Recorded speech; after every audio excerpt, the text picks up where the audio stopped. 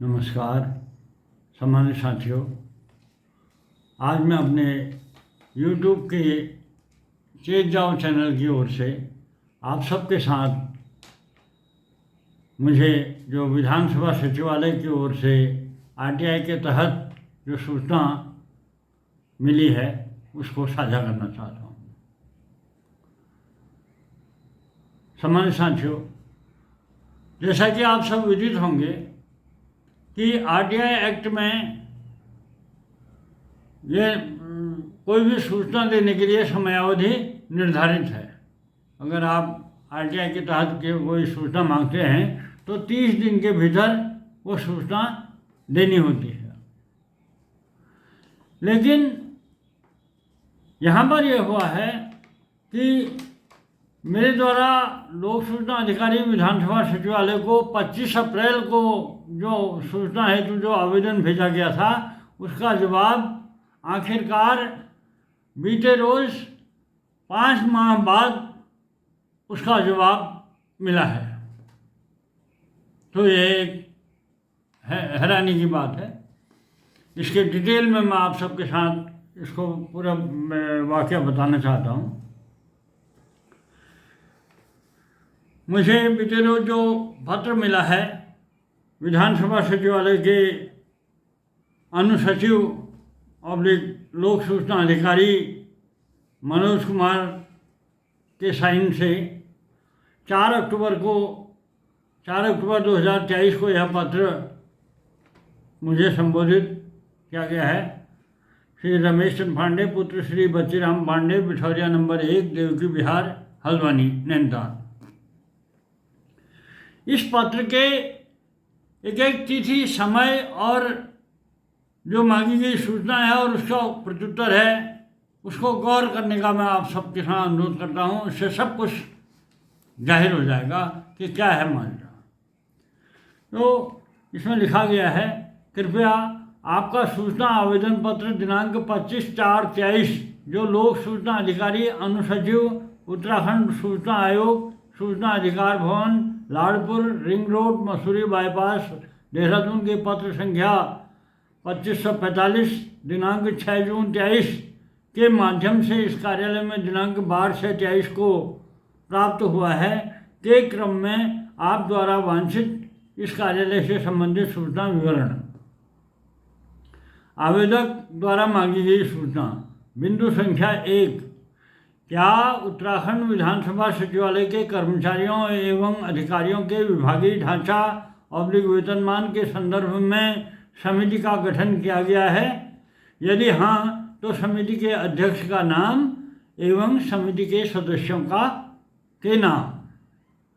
बिंदु संख्या 2, विधानसभा सचिवालय द्वारा 31 मार्च 2023 को प्रमुख सचिव विधानसभा सचिवालय गुजरात, झारखंड एवं उत्तर प्रदेश को भेजे गए पत्र जिसके द्वारा समिति के सदस्यों को ढांचे और वेतनमान के अध्ययन हेतु भेजे जाने की सूचना दी गई है कि सत्य प्रतिलिपि एवं इस बाबत पत्रावली के नोट और टिप्पणियों की सत्य प्रतिलिपि।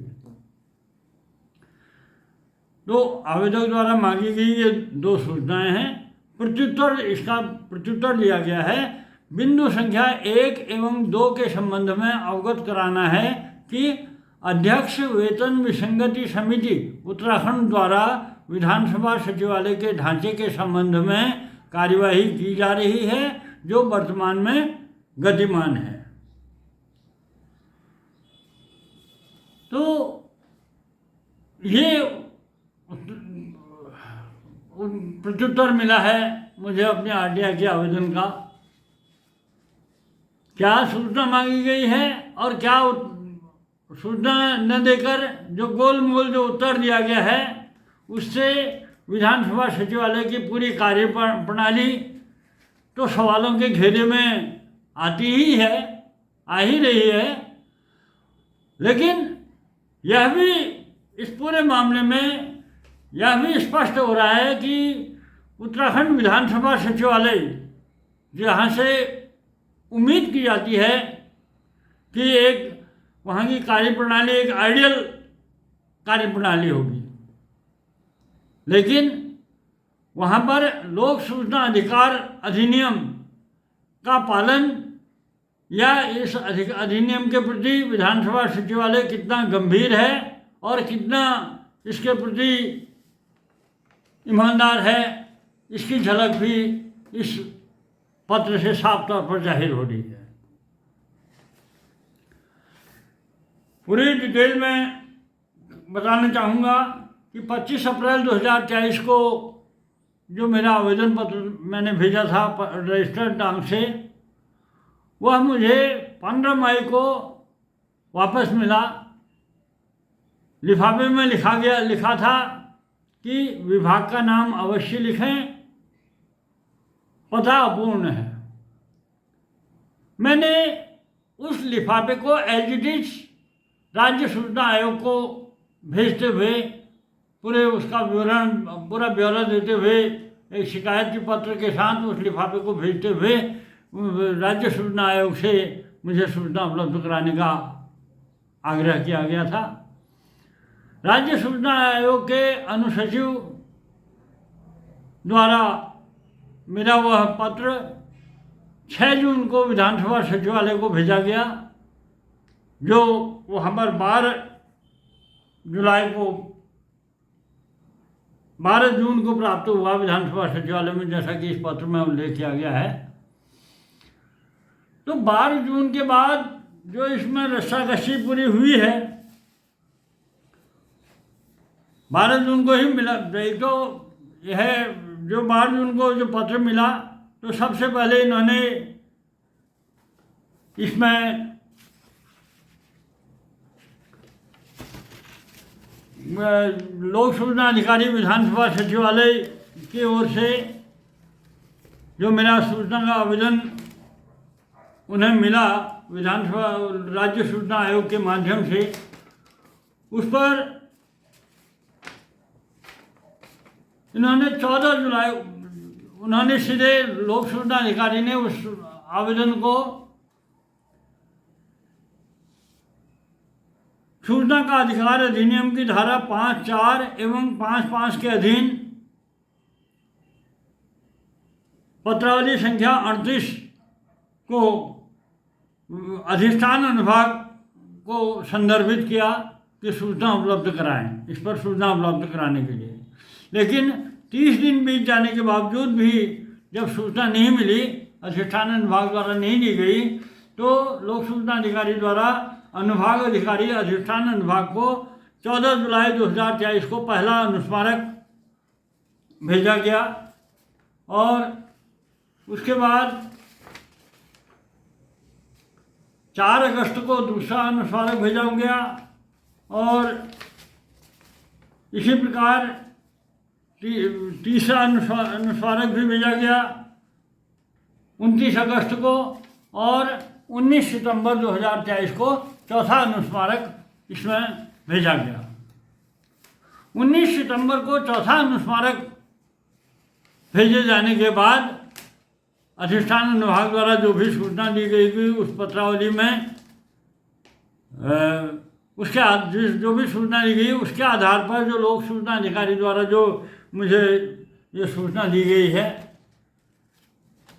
वो जो सूचना मांगी गई थी वो सूचना न देकर मात्र इसमें यह कहा गया है कि अध्यक्ष वेतन विसंगति समिति उत्तराखंड द्वारा विधानसभा सचिवालय के ढांचे के संबंध में कार्यवाही की जा रही है, जो वर्तमान में गतिमान है। अब सूचना क्या मांगी थी कि विधानसभा के सचिवालय के कर्मचारियों एवं अधिकारियों के विभागीय ढांचा और वेतनमान के संदर्भ में जो समिति का गठन किया गया है उसके समिति के अध्यक्ष का नाम एवं समिति के सदस्यों के नाम, और दूसरा उसमें मांगा गया था कि विधानसभा सचिवालय द्वारा 31 मार्च 2023 को प्रमुख सचिव / सचिव विधानसभा सचिवालय गुजरात, झारखंड एवं उत्तर प्रदेश को जो एक पत्र भेजा गया था जिसके द्वारा सूचित किया गया था, जिसके द्वारा समिति के सदस्यों को ढांचे और वेतनमान के अध्ययन हेतु भेजे जाने की सूचना दी गई थी इन 3 राज्यों के विधानसभा सचिवालयों को। तो वो पत्र हमने मांगा था कि 31 मार्च 2023 को तो न तो वो पत्र दिया गया और न ही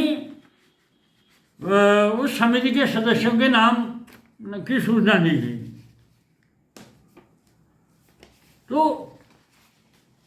ये पूरा मामला जो है, अब आखिर क्या वजह रही, अधिष्ठान विभाग द्वारा जो सूचना दी गई क्यों नहीं दी गई, आखिर क्या है उस पत्र में, और क्यों नहीं खुलासा किया गया है, जो सूचना मांगी गई थी वो क्यों नहीं दी गई।